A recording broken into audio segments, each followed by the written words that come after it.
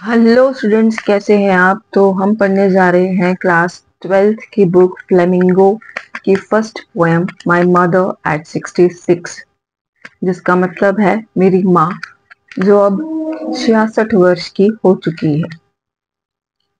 तो इस कविता के बारे में जैसा कि नाम से ही पता चल रहा है कि कवित्री जो है, जिनका नाम कमला दास है, वो अपनी माँ की आयु को लेकर काफी चिंतित है। आयु को लेकर चिंतित क्यों है? क्योंकि वो जीवन की नश्वरता को जानती है और वो ये जानती है कि एक ना एक दिन इंसान की मृत्यु होनी है। और उनकी माँ अब उम्र के उस पड़ाव पर है जो किसी भी समय उनको, उनकी माँ को मृत्यु की ओर ले जा सकता है। और वो इस बात को लेकर काफी दुखी और चिंतित भी होती है।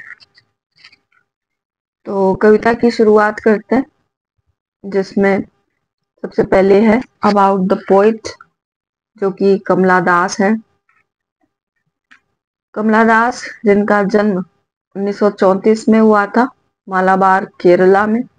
She is recognised as one of the India's foremost poets. वो भारत के बहुत से जाने माने कवियों में से जानी जाती हैं। Her works are known for their originality, versatility and the indigenous flavor of the soil. उनका जो काम है, उनकी कविताएं हैं, वो अपने वास्तविकता, बहुमुखी प्रतिभा और स्वदेशी मिट्टी के स्वदेशीपन के लिए जानी जाती है। Kamala Das has published many novels and short stories in English.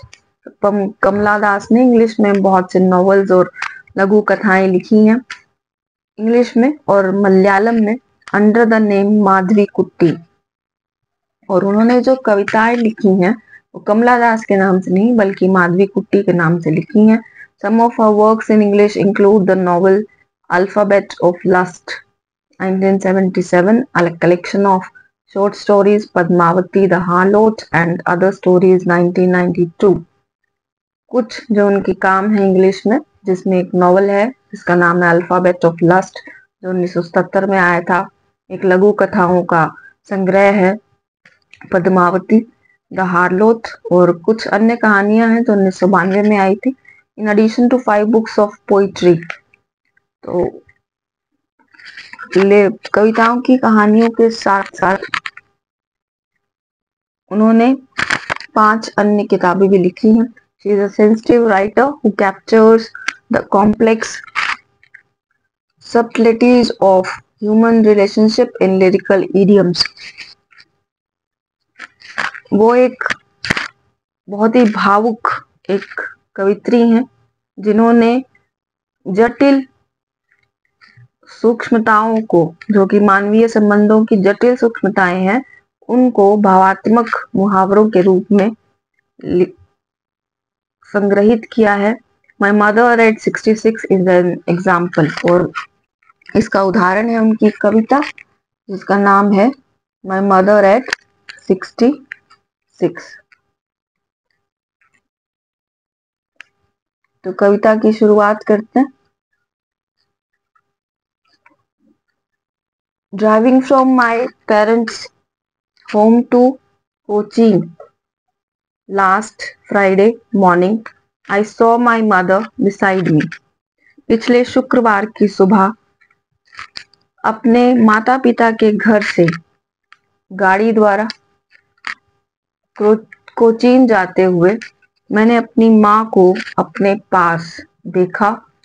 Those mouths open mouth, her face ation like that of a cops, जो कि खुले मुंह से ऊँग रही थी और उनका चेहरा एक शव की भांति पीला पड़ा हुआ था। एशन लाइक पीला पड़ा हुआ, कोप्स मीन्स शव, एंड रियलाइज्ड विद पेन, और मैंने बड़े दर्द के साथ ये महसूस किया that she was as old as she looked। वो जितनी वृद्ध हो चली थी उतनी ही वृद्ध वो दिखाई भी दे रही थी।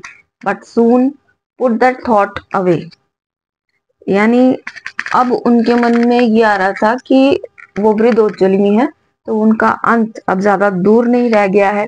लेकिन इस दुखद विचार को उन्होंने अपने आप से दूर कर दिया and looked out at young trees sprinting, और तेजी से दौड़ते हुए छोटे छोटे पेड़ों को देखा। The married children spilling out of their homes, खुश या प्रसन्न चित्त बच्चे जो अपने घरों से बाहर उछलते कूदते आ रहे थे। But after the airport security check, लेकिन हवाई अड्डे पर सुरक्षा जांच के बाद, standing a few yards away, I looked again at her. कुछ गज की दूरी पर खड़े हुए मैंने उनकी तरफ देखा।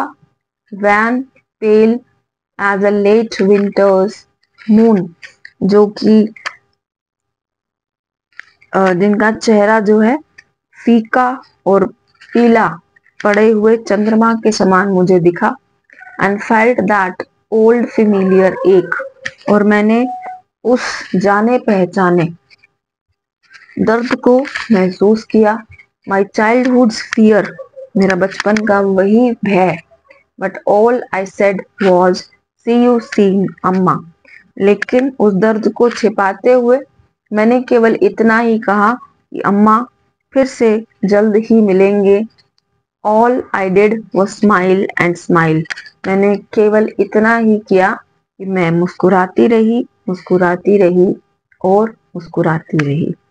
तो ये एक भावनात्मक कहानी है एक माँ और बेटी की, जिसमें बेटी जो है वो अपनी वृद्ध हुई माँ को देखकर दुखी हो रही है कि एक दिन ऐसा आएगा कि उसकी माँ उससे दूर हो जाएगी, लेकिन वो अपने दर्द को छिपा लेती है और अपनी माँ से एक आशात्मक भाव में यही कहती है कि माँ फिर से मिलेंगे।